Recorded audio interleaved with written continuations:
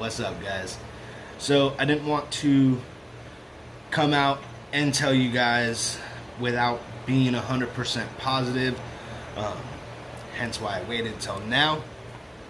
But before we get into that, if you haven't already, make sure you subscribe down below. It obviously helps us out.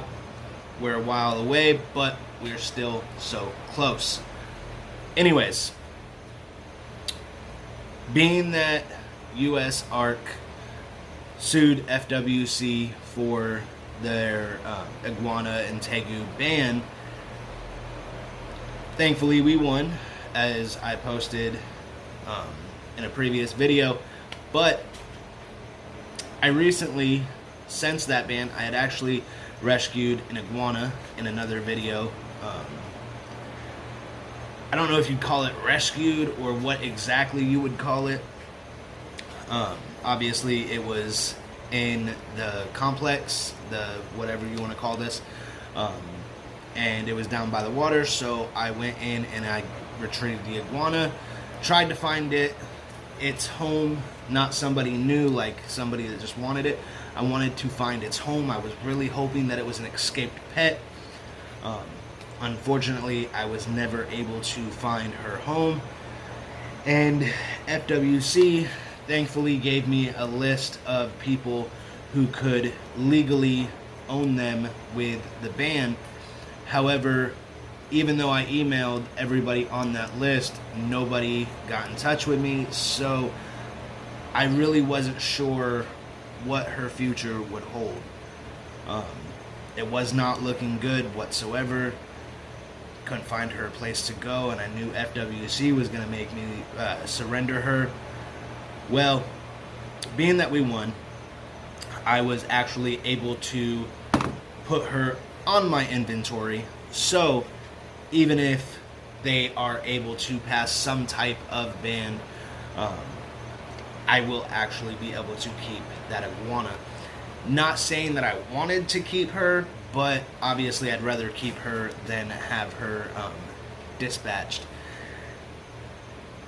She wasn't a wild iguana. They're not this far north, so she was obviously someone's pet.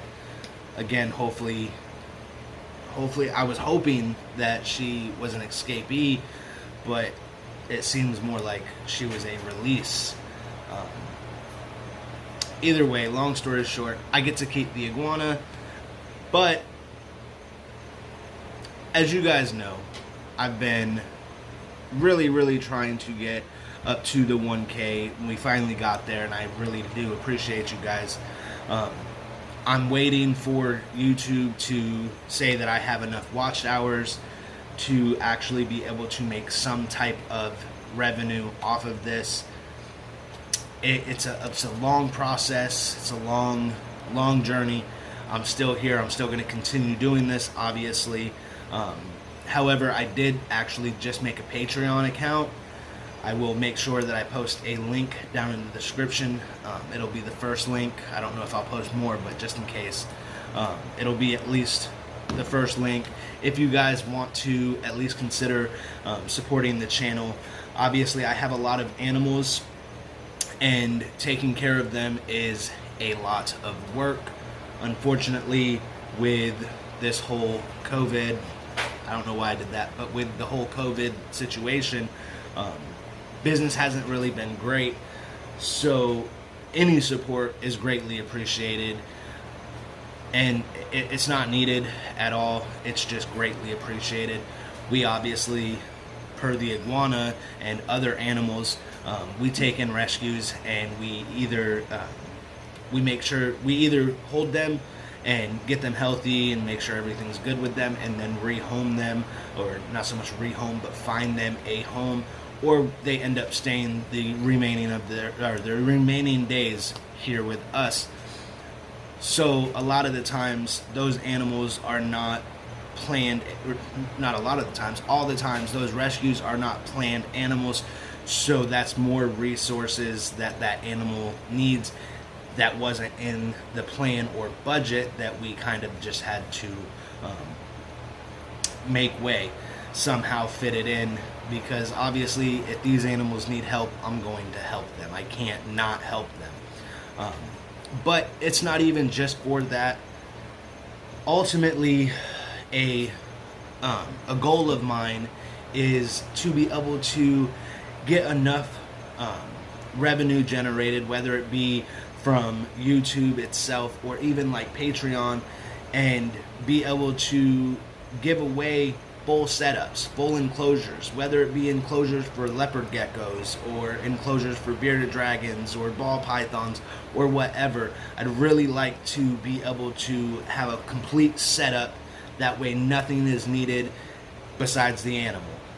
I think that'd be really awesome. I think as long as people actually do their research first, obviously, before they get this animal, or this animal, that animal, any animal.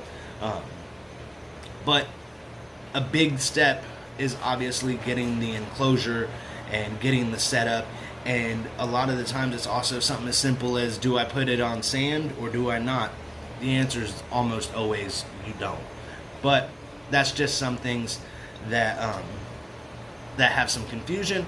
And if you have a whole setup, it's just going to be so much easier, obviously, to get that animal that you may want.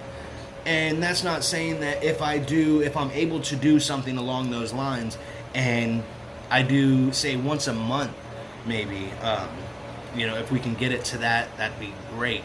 But say that even just once a year, whatever, a couple times a year, just because I do a leopard gecko setup this time does not mean that my next one will be a leopard gecko setup. You guys, if we get to that point, obviously I'll ask you guys for your opinions. Leave comments down below what kind of setups or enclosures, and be able to go from there. I really think that we can make that happen. I obviously just can't do it by myself. So if you guys, like I said, if you guys want to support the channel, go over there to Patreon, support us.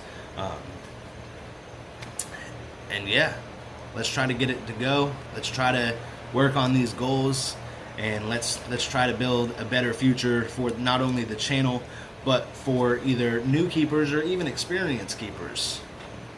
Alright guys, make sure you subscribe if you haven't already. Try to have a good day. Take care.